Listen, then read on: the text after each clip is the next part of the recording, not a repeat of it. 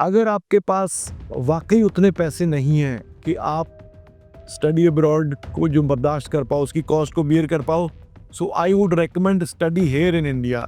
आप मेहनत करो, तो एज अ स्टूडेंट अगर आप हो, मैं आपसे बात करूँ, मेहनत करो। बहुत सारी ऐसी स्किल्स हैं जो आप यहाँ रह के ले सकते हो, और अगर आपके पास पैसे नहीं हैं, मैं आपके साथ ये 3 ऐसे अभी जून की जो चीज़ें हैं आपसे ये न्यूज़ शेयर करूँगा। UK deports students from Hyderabad based on fake degrees on which the visa were secured. तो ये आप टाइम्स ऑफ इंडिया की देखोगे। दूसरा, students deported from US were arrested at inbound flight to India. जैसे यूएस से deport हुए, इंडिया में जैसे वो उतरते सारी वो अरेस्ट हो गए। तो इट्स नॉट, मेरे हिसाब से देखिए, और आप ये भी देख रहे हो कि इंडिया में भी बहुत बड़ा क्रैकडाउन हो रहा है, स्पेशली पंजाब हरियाणा में एजेंट्स के ऊपर। बहुत सारे ऐसे सोशल वर्कर हैं या कुछ ऐसे लोग हैं जो कि उन डॉजी एजेंट्स को बेनकाब कर रहे हैं, जिन्होंने लोगों से पैसा लेके मोटी रकम ली है और उनको वो वीज़ा भी नहीं लगा, स्पेशली तो वो केसेस में। तो लोग रोज़ उनको फिर दरवाजे खटखटाते हैं और कुछ नहीं होता। देन दे अभी रिसेंटली मोहाली में इसी मामले में प्रोटेस्ट हुई।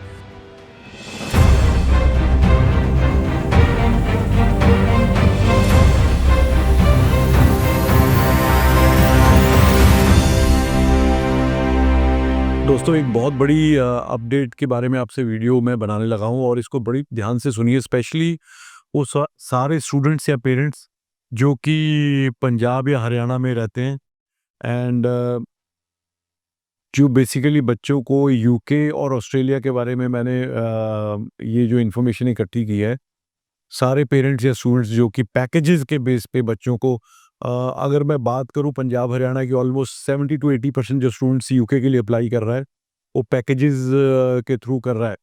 And there have been recent crackdown in the UK for specially students जो कि पैकेजेस के बेस पे वहाँ पे आए हुए, जिन्होंने फीस बाद में दी है, और बहुत सारी अनॉमलिटीज़ वहाँ पे मिली है डिपार्टमेंट ऑफ इमिग्रेशन यूके वालों को। एक तो ये है। दूसरा, ऑस्ट्रेलिया में भी बहुत सारे लोग जो हैं आज की डेट में पैकेजेस के बेस पे बात करते हैं कि हमें पैकेज के थ्रू भेज दो, बट मैं आपसे कुछ डिसएडवांटेजेस और कुछ बहुत ऐसे फैक्ट्स जो कि बहुत डरावने भी हो सकते हैं। तो ये वीडियो बड़ा ध्यान से सुनिएगा। मैं आपको कुछ रेफरेंस पॉइंट भी दूंगा जो आप गूगल पे सर्च करोगे तो आपको मिल भी जाएंगे। तो मेरा पर्पज़ ये है कि एज ए स्टूडेंट और एज ए पेरेंट आपको पता होना चाहिए। देखिए, पैकेज क्यों आप करते हो। पैकेज एक्चुअली स्टार्ट हुआ कोविड के बाद, 2020 के बाद, जब कुछ ऐसे लोग इस इंडस्ट्री में आ गए जो कि या तो फाइनेंसिंग बैकग्राउंड से थे या और बैकग्राउंड से थे, जिन्होंने एक शॉर्टकट अपनाने की कोशिश की कि ठीक है, हमारे पास पैसे हैं, हम स्टूडेंट को बोलेंगे कि भाई आपकी फीस हम पे करेंगे। वो उस केसेस में होता है जहाँ पे उनको पता है कि हाँ, वीज़ा के चांसेस मोर देन 95% होते हैं। और आपको ये भी पता है कि यूके में मोर देन 95% चांस, मतलब 99% ही मैं बोलूँगा, कि जिसकी कैश आ गई उसका वीज़ा यूके में आ जाता है। तो उस केस में एजेंट्स के लिए बहुत ईज़ी है पैकेजेस के थ्रू आपके साथ डील करना। और एक और चीज़, पैकेजेस में जब आप डील करते हो तो आप शायद, पता मेरे ख्याल से तो पता ही होना चाहिए कि आप जो एक्चुअल फीस रिक्वायर्ड है देने के लिए यूके की एप्लीकेशन डालने के लिए, तो उससे आप 5 लाख से लेके 8 लाख रुपया एक्स्ट्रा देते हो अपने एजेंट को, जो आपको उस पैकेज के जाल में फंसाता है। खैर, वो मनी की बात हम बाद में करेंगे, वो भी उतना बड़ा पॉइंट नहीं है। कुछ लोगों के लिए कोई बहुत पैसा है लोगों के पास पंजाब हरियाणा में, सो उनको लगता है कि ठीक है यार, मेरा रिस्क शुरू वाला जो है वो मिटिगेट हो गया, मेरे को टेंशन नहीं है, जब मेरा वीज़ा आएगा मैं पैसे दूंगा, चलो।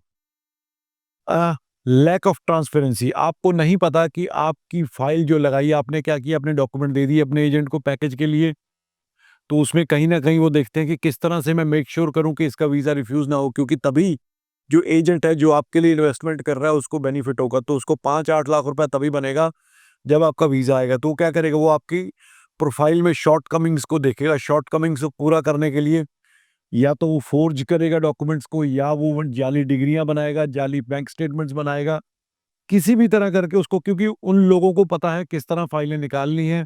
आपकी जगह इंटरव्यू भी कोई और देगा।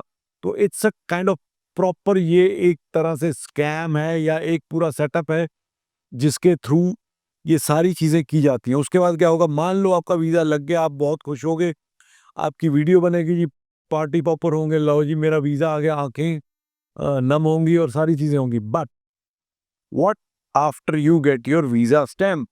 वीज़ा स्टैम्प होने के बाद there have been cases in Gujarat, in Hyderabad, जहाँ पे स्टूडेंट को at the time of boarding because of non genuine document, because of representation of facts, यहाँ से बोर्ड नहीं करने दिया गया, वहाँ से डेपुटेशन हुई है। तो मैं आपके साथ ये 3 ऐसे अभी जून की जो चीज़ें हैं, आपसे ये न्यूज़ शेयर करूँगा। UK deports students from Hyderabad based on fake degrees on which the visa was secured. तो ये आप टाइम्स ऑफ इंडिया की देखोगे। दूसरा, students deported from US were arrested at inbound flight to India. जैसे US से deport हुए, India में जैसे वो उतरते सारी वो अरेस्ट हो गए। तो इट्स नॉट, मेरे हिसाब से देखिए, अगर आपके पास वाकई उतने पैसे नहीं हैं कि आप स्टडी अब्रॉड को जो बर्दाश्त कर पाओ, उसकी कॉस्ट को बियर कर पाओ, so I would recommend study here in India. आप मेहनत करो, एज अ स्टूडेंट अगर आप हो, मैं आपसे बात करूं, मेहनत करो, बहुत सारी ऐसी स्किल्स हैं जो आप यहाँ रह के ले सकते हो। और अगर आपके पास पैसे नहीं हैं, बट अगर आपके पास पैसे हैं तो please do not go for these shortcuts, because आपको देखिए, आपकी जर्नी वहीं खत्म नहीं होती जहां आपको एजेंट ने वीजा पकड़ा दिया। वहां से तो जर्नी स्टार्ट होगी, जो कि बहुत ही डेंजरस एंड रिस्क टेकिंग हो सकती है अगर आपको पता ही नहीं है कि आपकी फाइल में क्या डॉक्यूमेंट लगे थे, किस तरह से आपकी फाइल को रिप्रेजेंट किया गया है। और पैकेजेस के केसेस में ऐसा मोस्टली देखा गया है। एजेंट मोस्टली केसेस में क्या होता है, यूके की मैं अगर पैकेजेस की बात करूं, 6 महीने की फीस देगा और आपसे 15-20 लाख रुपए ले लेगा, और उसके बाद 6 महीने की फीस आपको वहां जाके फिर देनी पड़ेगी। मतलब जो काम 5-6 लाख रुपए में या 8 लाख रुपए में, डिपेंड, देखो मेरे को नहीं पता कि कितने, कौन सी यूनिवर्सिटी में कितनी फीस वो दे के गया होगा, I am just assuming hypothetically, but आपसे 5 से 8 लाख रुपए एक्स्ट्रा ले लिया, किस बात का? आपके पास, अगर आज डेट में अगर आपके अकाउंट में फंड्स नहीं है, देखो यूके बहुत इजी है, 28 दिन पुराने फंड्स दिखाने हैं। अगर आप एजुकेशन लोन भी ले सकते हो, वो भी चलता है, और आज के डेट में एजुकेशन लोन लेने में कोई दिक्कत नहीं है। तो why to pay so much of money to those agents who you do not know कि उन्होंने आपकी फाइल में लगाया क्या है।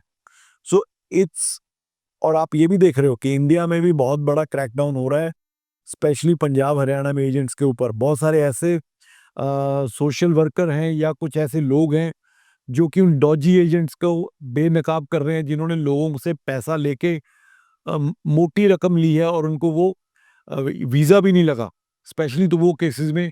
तो लोग रोज उनको फिर दरवाजे खटखटाते हैं और कुछ नहीं होता। देन दे अभी रिसेंटली मोहाली में इसी मामले में प्रोटेस्ट हुई। तो आने वाले टाइमिंग में ये जो 2 नंबर के एजेंट्स हैं, 2 नंबर के काम से लोगों को भेज रहे हैं, इसका पर्दाफाश होना ही है, इनएविटेबल है। और जब पर्दाफाश होगा तो पुरानी सारी फाइलें भी खोली जाती हैं, सारी फाइलें खंगाली जाती हैं। तो मेरी आपसे यही अपील है कि अगर आपके पास डॉक्यूमेंट्स हैं, आपकी फाइनेंशियल कैपेसिटी है, तो don't fall for these packages kind of thing. आप खुद समझिए कि आपके लिए अगर कोई अपनी जेब से पैसे लगा रहा है, तो आपको क्या लग रहा है कि वो आपके ऊपर कोई एहसान कर रहा है? वो आपसे उस पैसे का कितने परसेंट ब्याज तो मैं नहीं बोल सकता, जितने पैसे लगाए होंगे उससे डबल पैसे आपसे ले लेगा। तो पेरेंट्स बिल्कुल ध्यान दीजिए इन चीज़ों का।